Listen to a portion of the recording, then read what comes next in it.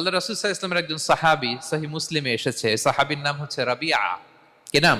ওনার নাম হচ্ছে রাবিআ ইবনু কাআব আল আসলামী রাদিয়াল্লাহু তাআলা আনহু। উনি বলেন, কুনতু আবিতু ইনদা রাসূলিল্লাহ। একবার আমি রাত্রিবেলা রাসূল সাল্লাল্লাহু আলাইহি ওয়াসাল্লামের সাথে ছিলাম, কোনো এক কারণে রাসূলের সাথে রাত কাটিয়েছি।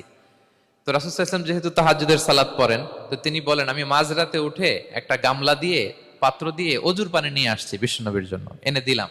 বিশ্বনবী এত খুশি হলেন, আমাকে বললেন, সাল, হে কাব, তোমার কি লাগবে চাও। উনি বললেন, আসআলুকা মুরাফাকাতাকা ফিল জান্নাহ। উনি বললেন, ইয়া রাসূলুল্লাহ, আপনি যদি কিছু চাইতেই বলেন তাহলে আমি জান্নাতে আপনার সাথে থাকতে চাই।